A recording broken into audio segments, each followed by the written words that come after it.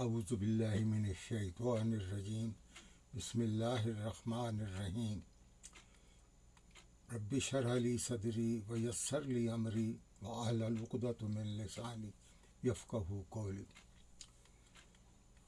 تمام تعریفیں اللہ رب العزت کے لیے جو سارے جہانوں کا مالک ہے، اور سب مخلوق کو اللہ رب العزت جو ہے اس کی زندگی، اس کی موت کا سما، اس کی موت اور زندگی کا سارا ریکارڈ اللہ رب العزت کے پاس ہے۔ کس نے کس وقت دنیا سے جانا ہے یہ اللہ رب العزت کے علم میں ہے، کس نے کس وقت کھانا ہے یہ اللہ رب العزت کے علم میں ہے، کس وقت کس انسان کی کیا حاجت ہے، کیا ضرورت ہے، تو یہ ساری چیزیں جو ہے اللہ رب العزت کے علم میں ہے۔ اسی لیے اللہ رب العزت کی ذات جو ہے وہ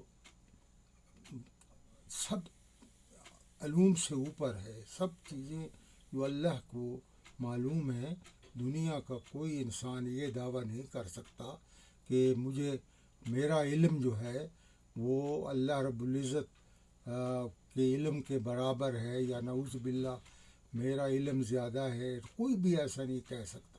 اللہ رب العزت علام الغیوب ہیں اور سب کچھ جانتے ہیں۔ اللہ رب العزت کے ہی علم میں ہے۔ اللہ رب العزت کا احاطہ اتنا وسیع ہے کہ جب وہ چاہتے ہیں کسی کو تو اللہ رب العزت اس کو انسان سے بڑا باقدر انسان بنا دیتے ہیں۔ هل أتى على الإنسان حين من الدهر لم يكن شيئا مذكورا إنا خلقنا الإنسان في النطفة أمشاج نبتليه فجعلناه سميعا بصيرا۔ دیکھو یہ دو آیات ہیں سورہ انسان کی، سورہ تو یہ اس میں اللہ رب العزت کیا کہہ رہے ہیں؟ اس میں اللہ رب العزت یہ کہہ رہے ہیں کہ ایک انسان جو آج تو اپنے آپ کو بہت بڑا سمجھتا ہے، تیرا نام و نشان بھی نہیں تھا، تیرا کوئی وجود ہی نہیں تھا، تجھے وجود بخشا، تیرا نام دیا، پھر تجھے جو ہے خلقنا الانسان من نطفۃ امشاج، دو نطفوں تھے، ماں اور باپ کے نطفے سے تجھے جو ہے وجود بخشا، تو دنیا میں آیا اور تجھے جو ہے سمیع و بصیر، دیکھنے کی اور سننے کی طاقت عطا فرمائے۔ اللہ بھی، اللہ رب العزت اللہ سمیع بصیر، اللہ بھی سمیع اور بصیر ہے، اور انسان کو بھی اللہ رب العزت نے سمیع و بصیر کا درجہ دیا۔ جو اللہ رب العزت کی جو یہ قوت ہے، جو اللہ رب العزت کی استطاعت ہے، وہ اللہ رب العزت اپنے انسان جس کو اپنے ہاتھ سے بنایا اس کو یہ چیزیں لوٹا رہا۔ اس لیے تمام نعمتیں دے کر اللہ رب العزت نے صرف یہی ایک چیز اسے کہی، وما خلقت الجن والانس الا لیعبدون، کہ انسان اور جن جو ہے وہ صرف اللہ رب العزت کی عبادت کریں گے۔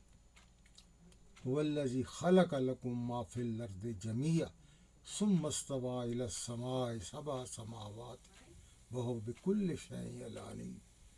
وہی ذات ہے جس نے سب کچھ زمین سے لے کے آسمان تک جو کچھ بھی ہے اللہ رب العزت کے خزانوں میں سب انسان کے لیے۔ اللہ فرماتا ہے سب کچھ یہ تیرے لیے بنایا، اور تجھے بنایا اپنی عبادت کے لیے، کیونکہ تمہاری تقدیر، تمہارے فیصلے ہو چکے ہیں۔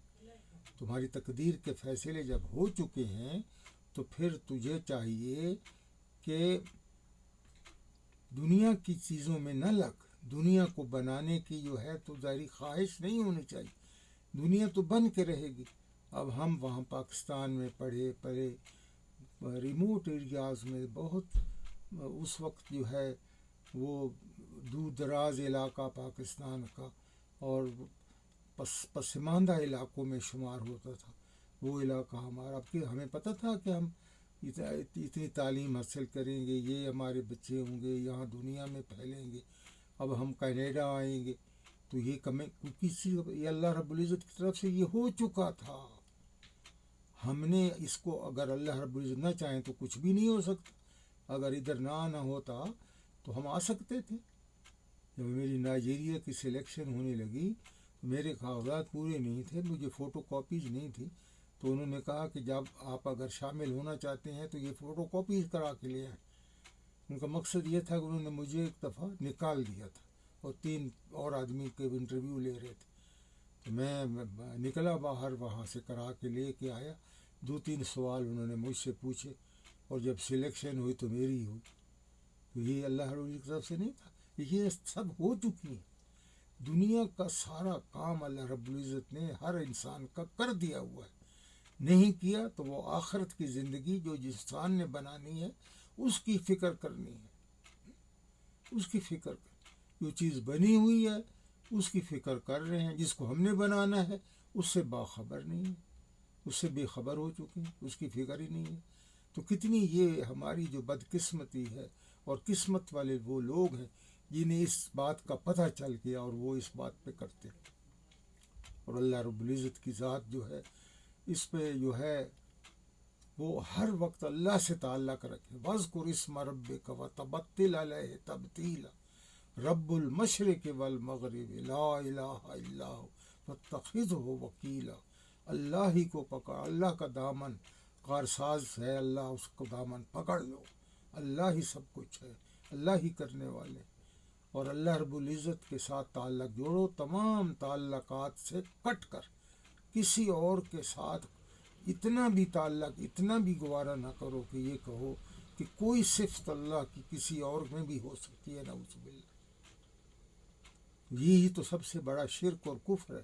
اس سے بچنے کی صورت یہی ہے کہ اللہ رب العزت کے ساتھ اپنے تعلق کو مضبوط کرو، اللہ رب العزت کے ساتھ اپنے تعلق جو ہے انہی کو بڑھاؤ، اور اللہ رب العزت سے مانگتے رہو. ہر وقت اللہ رب العزت سے مانگنے سے اللہ رب العزت عطا فرمائیں گے. اپنے عقیدے کو، اپنے ذہن کو، اپنی تمام ان چیزوں کو صاف کر کے رکھو اور اللہ رب العزت کی طرف نگاہ کرو. اللہ رب العزت فَاذْكُرُونِي أَذْكُرُكُمْ وَاشْكُرُوا لِي وَلَا تَكْفُرُونِ. تم میرا ذکر کرو، میں تمہارا ذکر کروں. جب تم اتنا ذکر کرتے رہو گے اللہ اللہ اللہ اللہ، تو پھر اللہ رب العزت آپ کو اپنے حصار میں لے لیں گے اور دنیا کی ہر چیز آپ کے تابع ہو جائے گی. دنیا محنت کرے گی اور ان کی محنت کے پھل آپ کھائیں گے، کیونکہ آپ تو اللہ رب العزت کے لیے وقف ہیں. اللہ کے لیے وقف جو ہو جائے گا، اللہ دنیا کی ہر نعمت کو، اللہ دنیا کی ہر چیز کو آپ کے تابع کر دیں گے.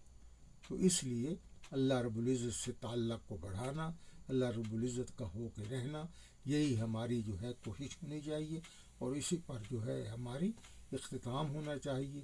کہیں اگر کوئی کمی بیشی ہو گئی ہو، غلطی ہو گئی ہو، کوئی گناہ ہو گیا ہو، فوراً اس کی توبہ کرے اور دن میں 100 دفعہ استغفار کی ایک تسبیح پڑھیں، ایک تسبیح درود شریف کی پڑھیں، ایک تسبیح تیسرے جو ہے وہ کلمہ کی پڑھیں جس میں سبحان اللہ والحمد للہ ولا الہ الا اللہ واللہ اکبر ولا حول ولا قوت الا باللہ العلی العظیم آتا ہے. تو اللہ سے جو ہے اپنی عافیت طلب کریں.